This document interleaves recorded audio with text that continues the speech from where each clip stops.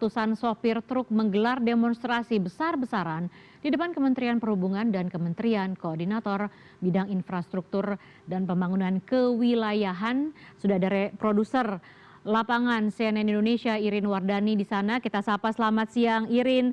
Seperti apa Irin kondisi di depan gedung Kemenhub dan Kemenko PK yang hari ini digeruduk oleh ratusan sopir truk, Irin?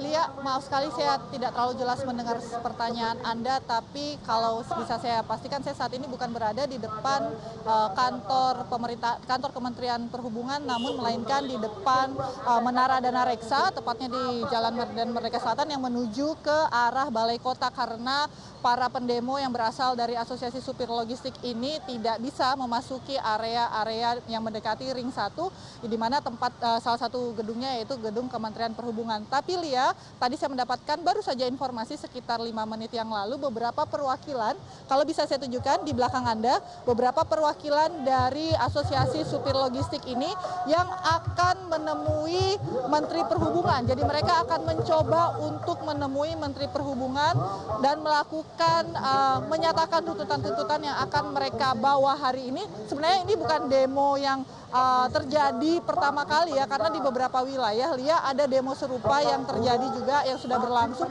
sejak tanggal 19 Juni kemarin Lia, dan demo ini memang tidak hanya berada di Jakarta tapi juga di daerah Cirebon, kemudian di Surabaya seperti itu. Dan kalau untuk di Jakarta pada hari ini memang dari Asosiasi Sopir Logistik ini menyatakan membawa sekitar 300 truk, tapi saya belum melihat apakah 300 truk itu memang benar-benar sudah berhasil menembus di area jalan utama di Jakarta ini, di Jalan Medan Merdeka seperti itu Lia, karena memang panjang sekali. Dan kalau Anda bisa lihat, lalu lintas juga sebagian masih dibuka untuk memperlancar arus lalu lintas. Jadi tidak ada pengalihan arus lalu lintas, hanya memang sedikit macet seperti itu, meskipun di satu sisi jalannya digunakan untuk memarkirkan truk, kemudian barang-barang, mobil-mobil pengangkut logistik, mobil-mobil berat seperti itu Lia. Dan kalau jumlah masanya tadi informasinya ada sekitar 500 orang yang saat ini sedang melakukan aksinya seperti itu. Dan tuntutan mereka tidak jauh-jauh dari tuntutan sebelumnya Lia, yaitu mereka ingin agar Undang-Undang Nomor 22 Tahun 2009 itu terutama di pasal 277 itu untuk segera direvisi karena dinilai bisa merugikan, atau bahkan itu merupakan pasal yang bisa gampang sekali untuk mengkriminalisasi para supir yang membawa angkutan yang dianggap undang-undang atau dinilai oleh pihak lalu lintas seperti itu, atau pihak Kementerian Perhubungan, polisi lalu lintas itu sudah melanggar undang-undang karena sudah kelebihan muatan yang kita bisa bilang yaitu adalah odol. Jadi odol itu adalah singkatan dari overload dan overload, atau secara sederhana adalah membawa kelebihan muatan tidak sesuai dengan kendaraan, besar kendaraan, atau kendaraan sudah dimodifikasi sedemikian rupa sehingga bisa membawa muatan yang berlebihan seperti itu. Dan para supir-supir yang rata-rata ini adalah mereka berasal dari supir-supir mikro. Mereka mengatakan mereka adalah supir-supir mikro yang selama ini bekerja sama dengan perusahaan-perusahaan besar,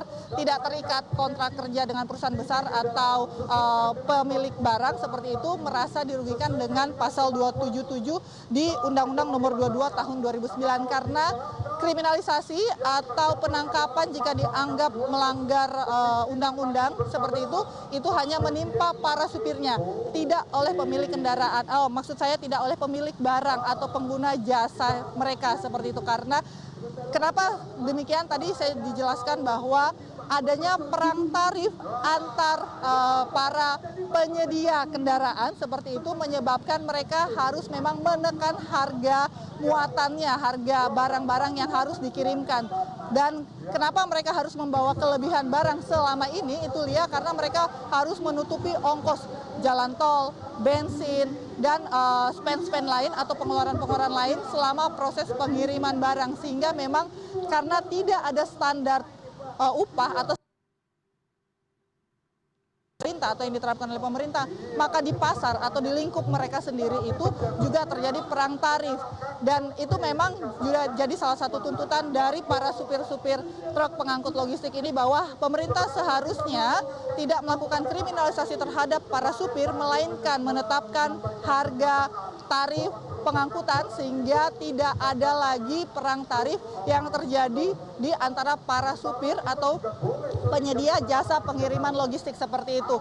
Dan sebenarnya Lia, para driver ini atau para pendemo ini tidak menolak sebenarnya adanya aturan odol, asalkan tidak terjadi sekali lagi kriminalisasi dan kemudian ada standar tarif. Dan juga bahwa jika terjadi pelanggaran yang seharusnya bertanggung jawab tidak hanya drivernya atau supirnya, melainkan dari pemilik barang tersebut atau pengguna jasa, karena mereka hanyalah operator, Lia, yang juga bekerja.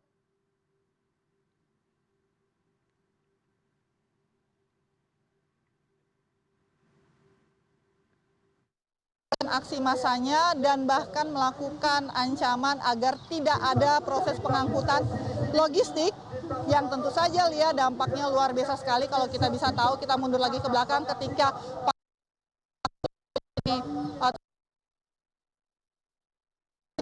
melakukan jasanya mengangkut logistik, itulah yang menjadi salah satu ancaman mereka jika tuntutannya tidak terpenuhi. Lia. Baik, terima kasih Irin Wardani melaporkan terkait dari demo sopir truk. Selamat siang Irin.